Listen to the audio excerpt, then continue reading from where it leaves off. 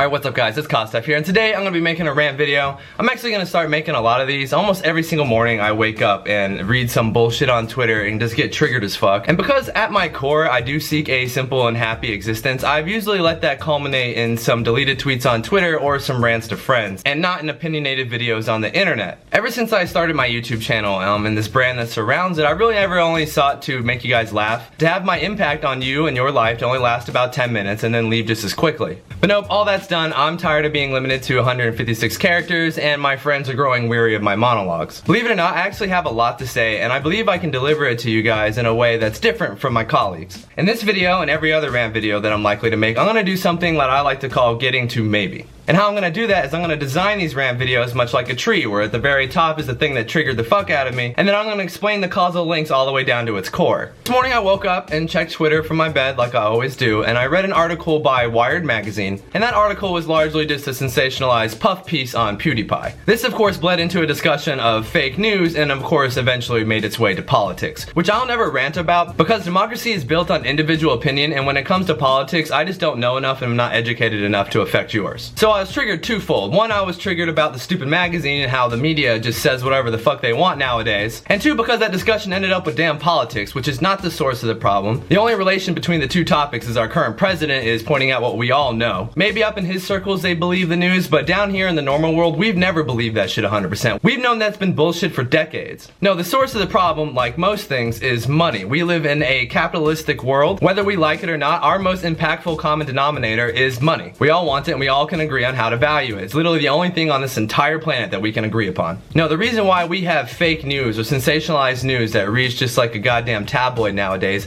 is because the cable box is dying. It's literally a relic from the past, like a VCR or a flip phone. Now how did I reach that bold conclusion? Because believe it or not, up until a few years ago, there was a cable box, multiple cable boxes, in every single home in America. Most people think it's because of the rise of cell phones and tablets and other devices for us to consume media on, when that's actually wrong. My generation grew up with 4 or 5 TVs in every household and a home computer. Having all this media available on a handheld device versus a TV didn't actually change how you consumed it, but rather how much media you consumed by someone that found a way better way of finding out what you wanted and then gave it to you. Now that might seem like a bold statement, but hear me out, because believe it or not, our economy is not dictated by the decisions of companies. It's dictated by the decisions of consumers. Now up until recently, being before the availability of handheld devices, we as a people consumed media in one of 3 ways. It was either on a television, it was on the internet, or it was printed in a magazine or a newspaper. So what's the real difference? Because we still have all those things, now we just have it available from our pocket. Was the simple availability of it or the readiness of entertainment the reason why the cable box is failing and everything on the internet is blowing up? No, you've been within arm's reach of a TV or a newspaper or a radio for your whole damn life. That has nothing to do with it. No, the real change came from the advertisers, aka the money.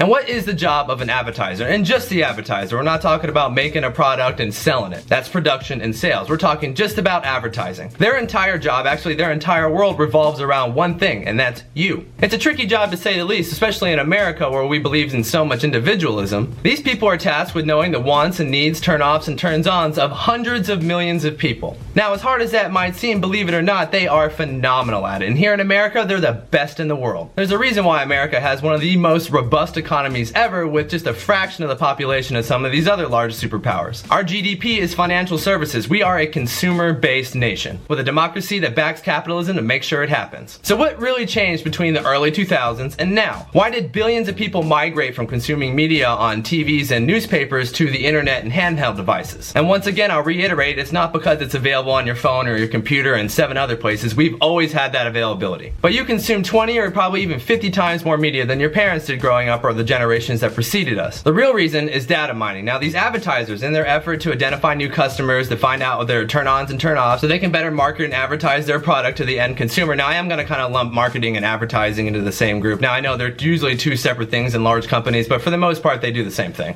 The only real difference between the 2 groups is the marketing department makes the advertisement and the advertisers make sure the most of the right people see it. And that right there, that is the main point. That is the main difference between your cable box and this device. An advertiser's job went from working with the marketing department to identify new customers and tailor ads to best communicate company XYZ or whatever's new product to that person and make sure they knew where it was available and how much it cost. Then one day, some extremely bright Harvard-educated intern probably walked into some advertising firm's board meeting, went to the end of the table and pushed the CEO or the board chairman out of the way, told him to shut up, and then proceeded to drop a nuke in the boardroom and put forth the idea of changing the source of information, the foundation upon which every decision this company will make. Instead of basing our decisions off information from cable boxes that literally can only tell you what's being watched and how long, but rather let's get back to the basics and base our decisions off the individual consumer. So what's the difference between your cable box and Netflix and Hulu and Amazon Video and countless other things you can watch online? Because to be honest, it's all the same shit. Whether you're watching on your TV, your phone, or your computer, it's still The Office. On Demand's been available for a decade if you don't like commercials. That's always been available. And I'm willing to bet that in every single room or place that you watch The Office, whether it's on your phone or your internet or your TV, there used to be a cable box there too. Once again, showing that these programs being available on your phone or your computer or your laptop didn't change where you consumed it. The only thing that changed is how much you consumed. So what does this all mean? What is this leading to? What is the actual real difference between your cable box and everywhere else you consume media? And catch this, it's been staring you in the face the whole time. It's the user account. When an advertiser wants to decide where to stick their ad on TV, the information they have to go on from the cable box is simply what is being watched and for how long. Which when compared to now made their job seem pretty simple. They would just place a product with a show that's designed to reach a certain age group. Oh, we need to design an ad for a toy? Put it on Nickelodeon.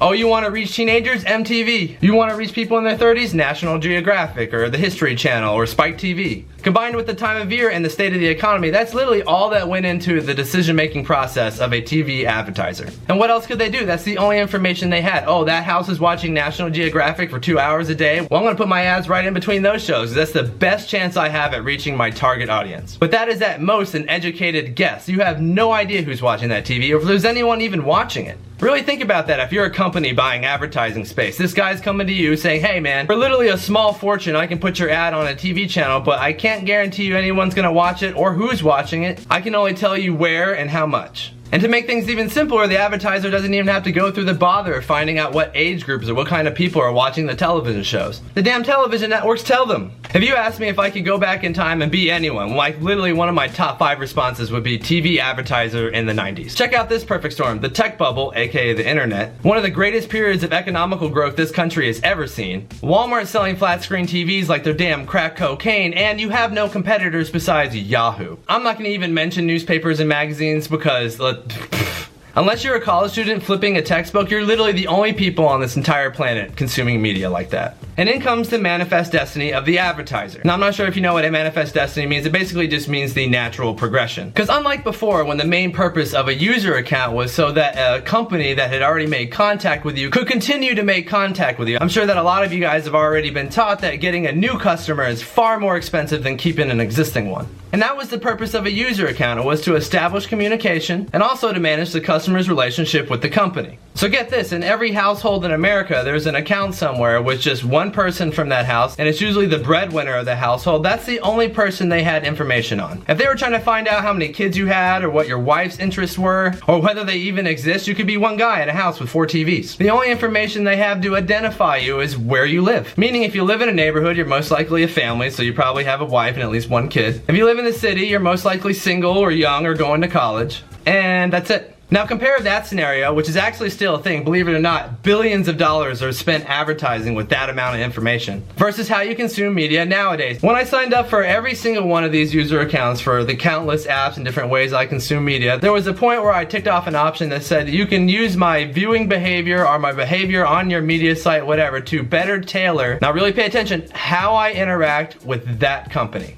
Translation, I'm telling them what I want and they're giving it to me. Now that might not seem like much of a revelation, but go look how they used to market products and sell products and advertise things back in the day before the availability of all these user accounts. They would just make products and hope we'd want it. The real difference between then and now is the source of information. It used to come from a company's R&D department, now it comes from us. And I would say for free, but we actually pay them for us to give them that information. And this actually gets to kind of a scary reality because I have traded a recommended movies list, a related products list, and predictive text for a profile on a computer somewhere that literally has everything about me in it. And to all those people that have probably already left like 10 comments because I've triggered you saying something retarded and then finally explained it, you're probably saying, oh, your Netflix account just knows about what movies you watch. Amazon just knows what you buy. Your car insurance company just knows what car you have or how much you drive. Your credit card company just knows how much food and gas you consume. Well, I'm here to tell you that's incredibly naive. You have no idea. In a macro sense, we're not just looking at your account at Kroger's, we're looking at their entire customer base. They can tell you what millions of Americans buy every single time they go to a grocery store. And they use that information to predict your buying habits and also to make sure that they're always in stock.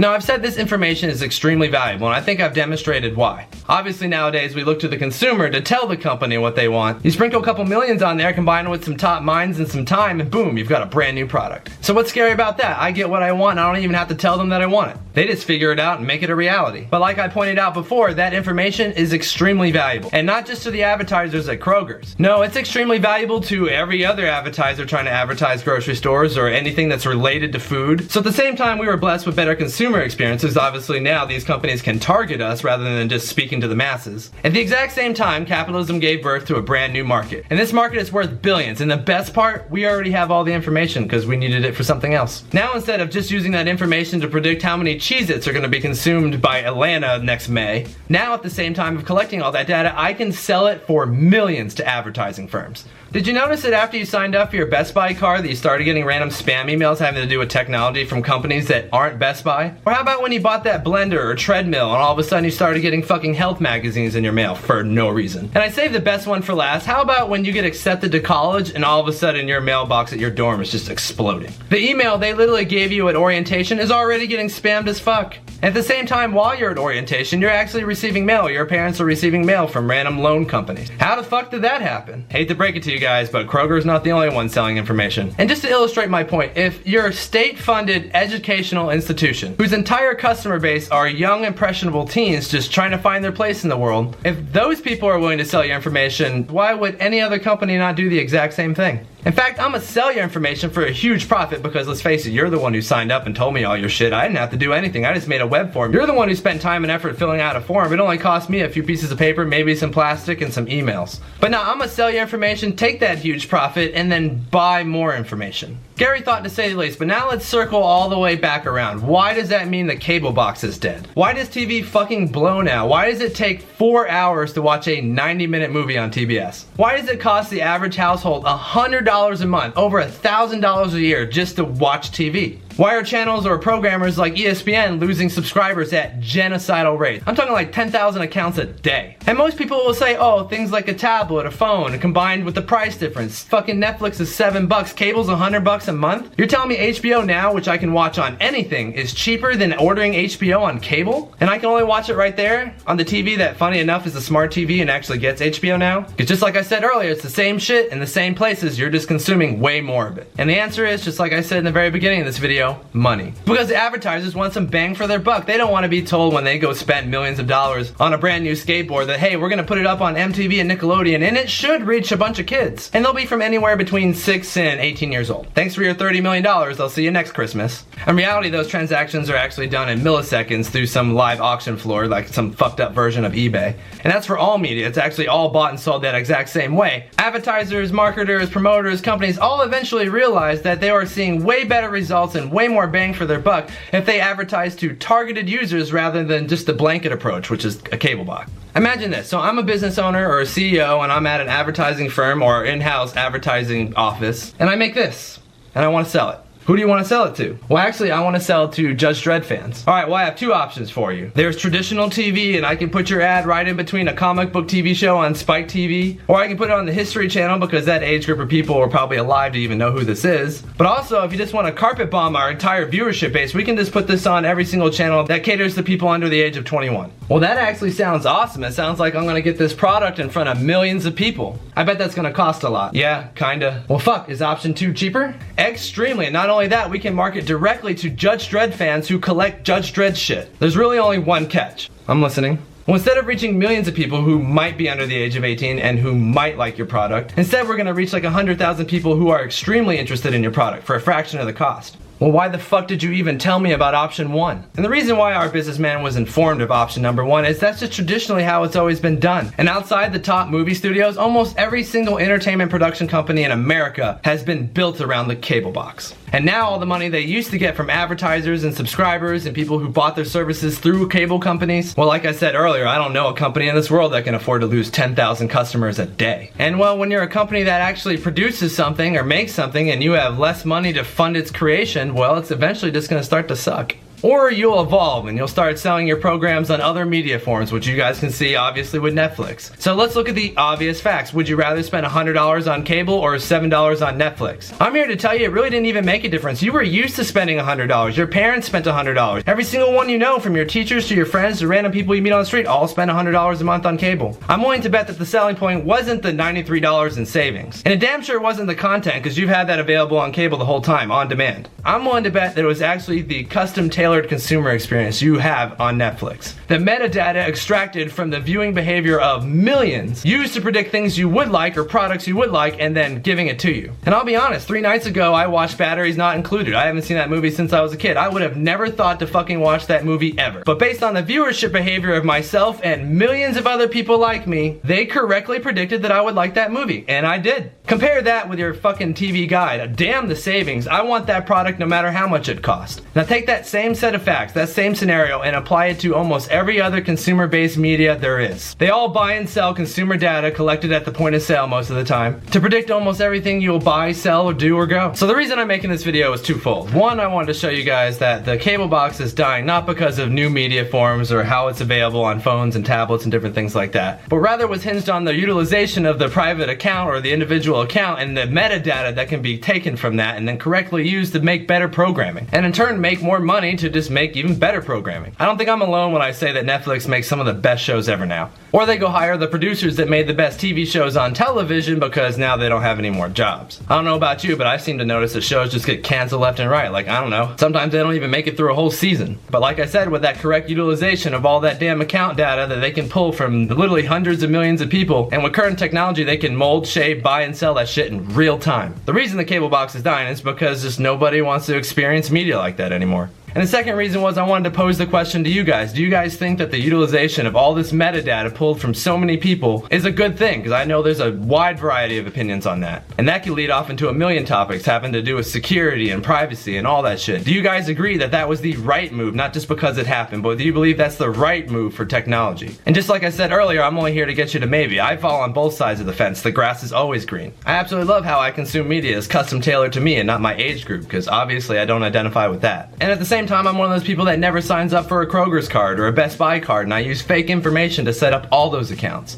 The only companies that can link like all that metadata to my actual real name and my actual real address are like my utilities and my cell phone. But let me know in the comments what you guys think. I'll probably go down there and argue with a few of you just for the heck of it. Plus let me know what you guys think about this being kind of like a content series here on my main channel. I'm constantly looking for new kinds of videos to make. And just to circle back to the original thing that triggered me into making this video, all the controversy around the term fake news in the media, knowing everything I've told you in this video about television production companies, about cable companies, about advertisers and marketers, about all these new media companies and how they use metadata, the current state of the cable box industry, and especially the production studios that are 100% tied to cable television and can't 100% move their product online, like ESPN, CNN, Fox News, and compare that to the growth of their competitors, while also looking down the possible barrel of losing 10,000 viewers a day. You guys really think 100% of the news is real? That everything they say, minus a few retractions, is actually 100% legit?